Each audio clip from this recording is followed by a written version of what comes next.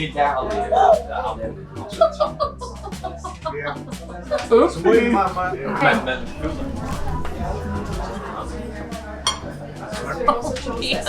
It is real funky, y'all. I think that's the best way to describe it. That's a wild ride, man. It's like the best parts of a nasty, musty old basement.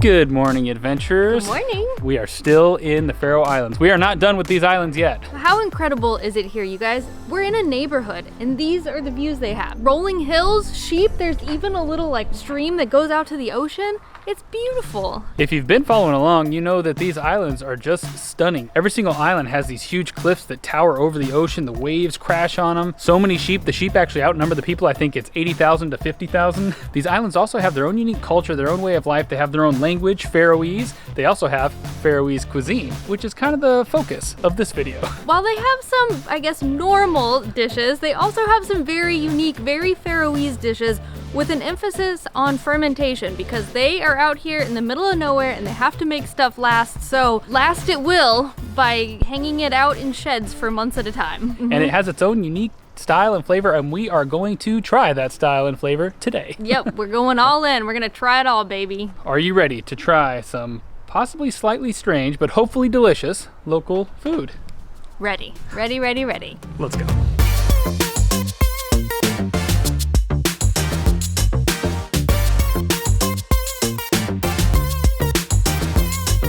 We're starting this food adventure with a very safe and known food. We're going to the island of Estroy to Shogeti fish and kips.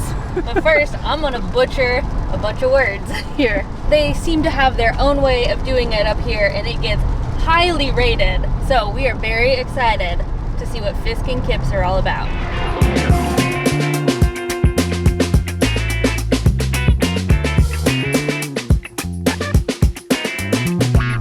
Baby, our fish and chips have arrived. Whoa, they are way more golden than other fish and chips, huh? I mean, they're beautiful. This place is crazy unassuming. You have to drive like a kilometer through this tiny little town on these narrow roads. Inside, it is very sterile looking. But sure enough, if you order the fish and chips, she's got them pre-breaded down there. She pops them into the fryer, waits till they turn golden brown and delicious, and then she puts, I guess, some of their special seasoning on it. I think it's their secret seasoning. Yeah, and then they serve it up with some fries. Uh-huh. And then, voila. Yes, and so we got both the large and the small portion. I feel like this is maybe a better portion for one person, but we're going all in. It is haddock that is caught right here. The French fries, however, are from France, so they're real as well. Another thing that sets them apart is the only thing they give you to eat with them is this remoulade, I never know how to pronounce it. Fliddig smag med grove og sprode grønnsaker. So there, now you know. Oh, right off the bat, crispy, crunchy. So this must be breaded in some like cornmeal or something. It's a really thick, hearty breading on there. The seasoning, whatever she put on there, is nice and salty. It's got a lot of flavor in there. I think a lot of paprika. But the fish, as you can see, it's really thick, very flaky. And it goes so nice with the crispy, deep fried crunch. Oh, I got a lot of hair in that one. It's pretty dang windy out here. It is windy. I thought the hat would help, but it doesn't. Well, on the plus side, this is a pretty fantastic backdrop, huh? Look at this, it's wild. People just live here, huh? They just spend their days looking at this. I could do that.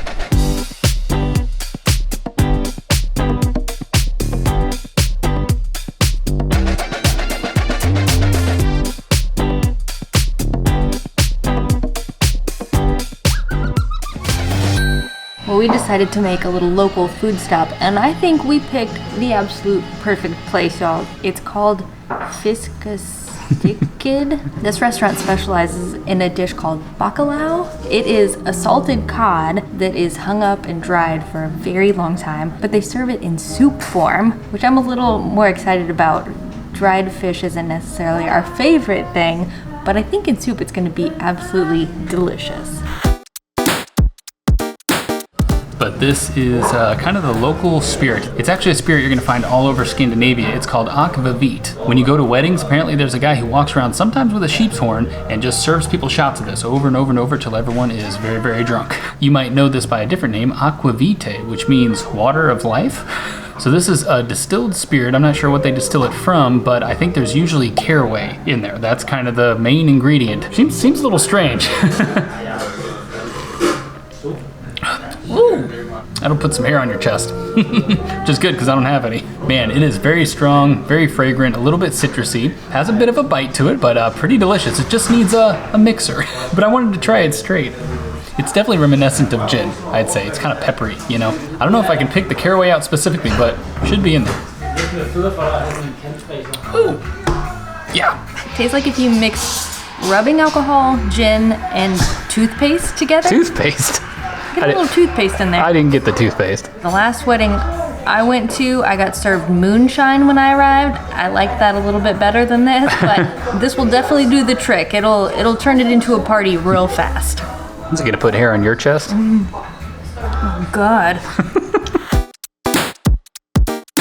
Here we have the Akara fiskasupa, which translates to our fish soup. So in it, you're gonna have the bacalao, which is that salted cod, some leeks, herbs, and then croutons on the top. And we were told this oil is an herby oil on top. And they serve it with the most beautiful looking bread I've ever seen and salted butter. Salted butter, man. There's something to it. I think this is some kind of focaccia, and it looks like it has little salt flakes on top too. Looks good. All right, it's thinner than I thought it was gonna be. Let's get some of the goodies at the bottom. There we go. Not so many peas though. Come on, get out of here.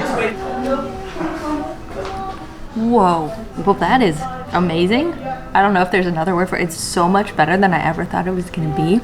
It's so creamy and buttery and garlicky, and the fish is actually super tender in there. I would have thought it was fresh fish. I would never have known that this is like, has been sitting out in a barn forever. I'm gonna say I even don't mind the peas. They're like perfect little capsules and they just like explode in your mouth when you chew on them. I'm a big fan. I was not expecting to like this at all, and I love it.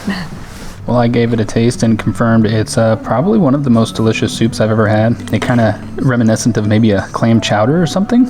So buttery, so delicious. It's so buttery. I do not want to know how many calories are in this. I just want to know that we're going to do a hike later and I'm going to burn it all off, right?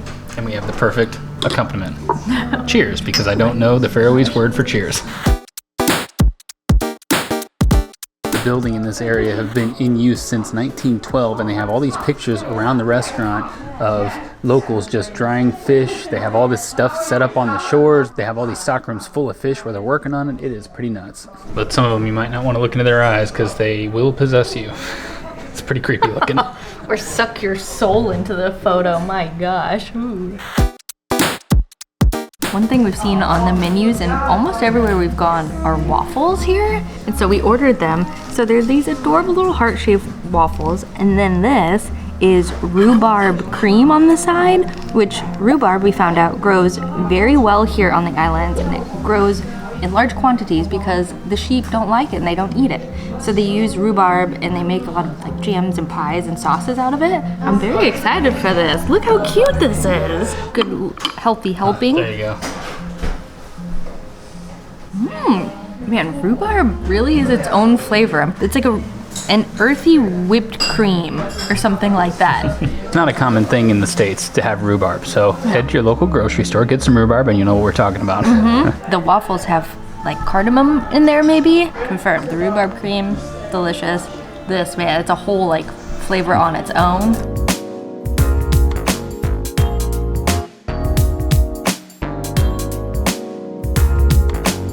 One of the most important parts of Faroese cuisine is the process of fermentation. And that means they take big old chunks of sheep meat and they just hang it out and let it cure in the salty Faroese air. And it just gives it a very distinct, apparently pungent flavor, which I cannot wait to experience. But this is something we obviously have to try. And to do that, we came to Rast, I think is how you say it. Can you guess what that means? It means fermented in Faroese.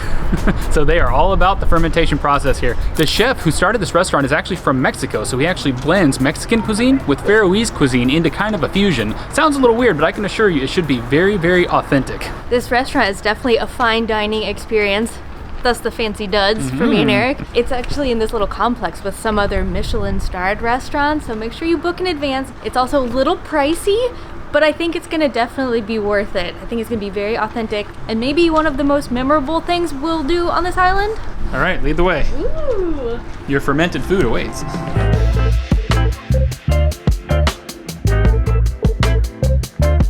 Ooh, I like this chair. I feel like I'm a Viking sitting down to a feast. Yes. We just jumped right in. They brought us our first, I wouldn't say course maybe. This is actually a drink. She came by and explained that this drink is actually made from the sea urchin right here. So they dehydrate it, they mix it with coconut milk and some other yummy things. You're supposed to swirl it and then give it a sip. Well, that tastes like a delicious soup. You can definitely taste, they said there's cornmeal in there. Oh my God. It's so good. You would never know there's sea urchin in here. How cool. I had raw urchin in Japan, if you remember, and it was one of the worst things I ever ate, so. Our first real course has arrived, and this is a beautiful raw scallop. It has 2 types of seaweed on top. One's pickled and one's salted. And then, because it's got the little Mexican flair, it's on top of a little tostada down there. The seaweed, the scallops, is all from here in the Faroe Islands. You know it's a fancy place when they serve you a giant bowl with one bite. One bite. And they said to eat it in one bite. Oh, yeah. That was what you call a flavor explosion. I loved the scallops, you know, they're a little slimy with the seaweed on top of the crunchy tostada. Oh my gosh, the textures paired together so well. Of course, they give you the most beautiful knife in the land, carbon steel. Looks incredible. Is it forged in fire? Yes, yes it is. This will round off that fatty flavor and will add very distinct style. So this may look like a very simple dish, but it took her about 10 minutes to explain it. So this is mackerel, local mackerel, that they have dry aged for a couple days. It's a Japanese technique that uses seaweed, somehow like that, and then they grill it to get it nice and crispy over here. This is a little bit of, it's supposed to be reminiscent of a Mexican salsa with tomatillo. These little dots are little berries that grow only 2 weeks out of the year. They go and forage them, and then they pickle them. There's a little bit of an oil down in here, again from seaweed, and then we've got caviar on the side. You can really hear the crunch of the skin of the mackerel. Wow. She said, get some of the mackerel, get some of the sauce, I guess some of the oil, and then some of the caviar. Is that too much caviar? Never. That might be too much caviar. Okay, sure. Wow, that is a flavor explosion. How the heck do they get that much flavor out of a dish like this? It is so salty, so tangy. Umami is the word. That is what I would describe it as. Man, just perfectly cooked. It's got a little bit of a crunch from the skin there. That is one of the most delicious pieces of fish I've ever had in my life. That was incredible. And they were saying people here don't really like mackerel. Well, I don't know what he's doing, but holy mackerel, that's good. Oh yeah. When they serve the dish, they serve it in tandem like a choreographed move, and then when they take it away, they do the exact same thing. Now that is fancy. All right, you guys, we're trying to decide, do you keep the knife and fork, or do they take it away and give you a new one? I'm voting for keep it. oh, fine. Sorry. Thank you. Dang, she was right. Winner, winner. I guess you owe me this entire dinner. Well, the next dish has arrived, and it is like no taco I have ever seen. Of course, this is like a good example of the mix between Faroese and Mexican cuisine. So this is the langoustine tail up here, and then it's on a little tortilla and some greens on the side. But we got to talk about this salsa because he came out with all the ingredients and constructed the whole thing in front of us. He ground it all together. He cut fresh microgreens that they grow themselves because they don't grow natively on the island, and then he put some chili oil in there and stuff. He said it is langoustine brain salsa. Oh, yeah. He scooped out literally the innards of the langoustine in there. For this one, he said you 100% eat it with your hands, and he said to put a lot of the salsa on every bite. Ooh. That is so interesting. The langoustine is perfectly grilled. It's got some fermented carrots underneath there. And he said these are beach greens that reminded him of cactus from down in Mexico. I love it. The salsa, I would not know that it's lobster brain salsa. It's just all, I mean, again, The flavors are all phenomenal. They just blend so well, but they're all so unique. I'm battling the light here. We got like the blue light out there. We got the yellow light here. You look like you're about to tell a ghost story. Does it make me look beautiful? Absolutely.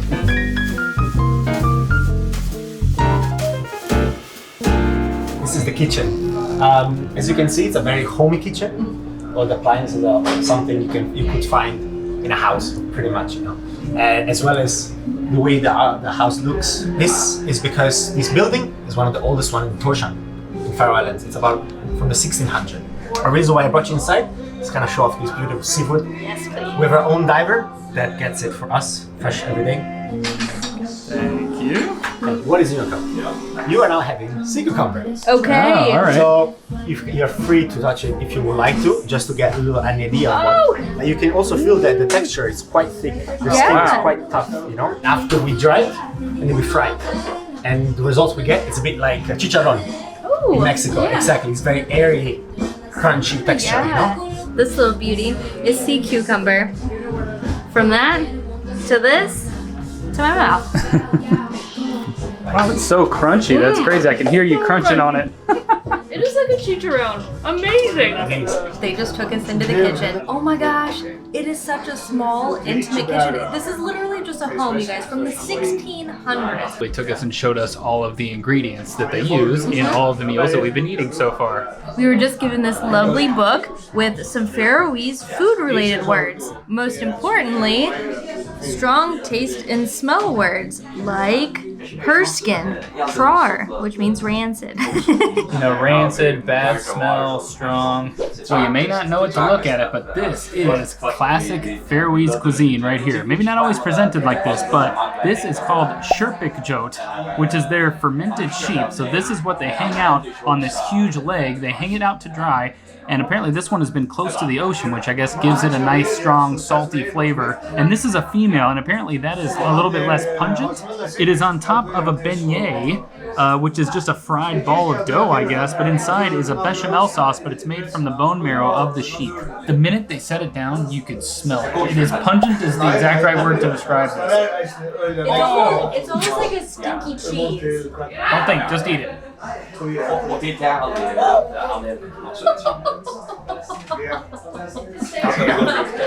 a squirter. Oops. That is one of the strangest things I've ever eaten in my life. And I'm not even going to make some sexual joke about what just happened. I'm not going to do it. I will say this. It is very well made, very delicious, but it is some interesting flavors. The bechamel has the bone marrow of the sheep, so you still have that like earthiness, like the grass taste that's kind of in the meat. Wow. Do you need this book to help you? Yes. What's the word I'm going to use? Rancid. Yes. It exploded with rancidness. Literally. Okay, this place just kicked it up a notch. They gave us an authentic Vittori Hanso knife. This is actually custom made from a knife maker on one of the islands. Would they notice one missing? What do you So I was think? about to say, is that a souvenir for us? I just want it so bad. It's so cool. Beautiful. Yeah. Wow.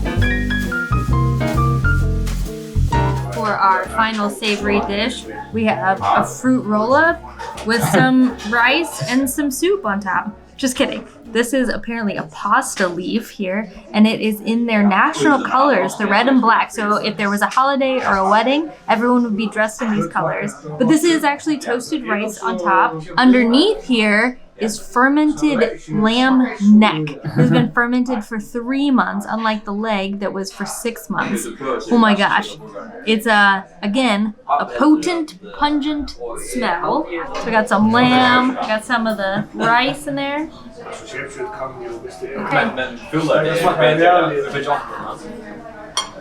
Maar dan wel de stash. Zo earlier stash. It looks like you love it. That's a wild ride, man. Oh my god. Whoa, it's unlike anything I have ever tried in my entire life. It's like fermented for sure. Yes, you tick that box. It is real funky, y'all. I think that's the best way to describe it. It is funk to the max. Well, you sold me on it. Little button right here. This is made by hand when they were reloading it. They are so Delicious. What are you talking about? What do you think? It is so pungent. It hits my taste buds like nothing I've ever had before. It fills your whole mouth. It's like the best parts of stinky cheese, like raclette. It's a little like spicier something, you know? I think it's pretty damn tasty. You didn't like this? Oh, I don't know. This is one of the most flavorful dishes I've ever had in my life. Like, it's igniting my taste buds in a way I've never felt before. That's crazy. It's like the best parts of a nasty, musty old basement that sheep lived in. There's the best part of that. It's this.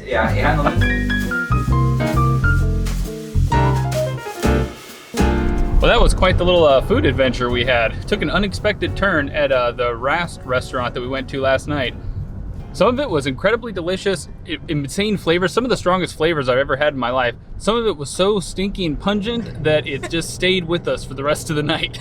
I do appreciate that they really eased us into the really fermented, really juicy, hearty, wild stuff. So as you notice, that was a very fancy dining experience. Not something we typically do. I think I'm more of a burger and fries type of guy, but it's a fun thing to experience every once in a while. Of course, the fish and chips were amazing. All the other local stops we made, we were actually completely blown away by the soups. The soups here are just completely delicious. So come to try the fermented lamb, but stay for the soups. Yes. And the fish and chips, that was amazing. Sorry, fisk and kips. But we are on our way to explore more of the Faroes, and we got ourselves their local breakfast to go. This is it. It's just the bread with the cheese, and then there's rhubarb jam in the middle. And that is the special ingredient. The rhubarb jam is fantastic. But yeah, you guys should leave a comment and let us know, would you try all these fermented dishes, or would you just stay away because the smell alone is enough for you to get the point? Well, if you would stay away, you're wrong. You guys, I promise you, it is worth it. Come here and do the full-on tasting. It was so fun. All right, I think that's it. Yeah, I think we have one more adventure left here. Yeah. It's gonna be a fun one. Yet again, local. All right, goodbye, adventurers. We'll see you on the road.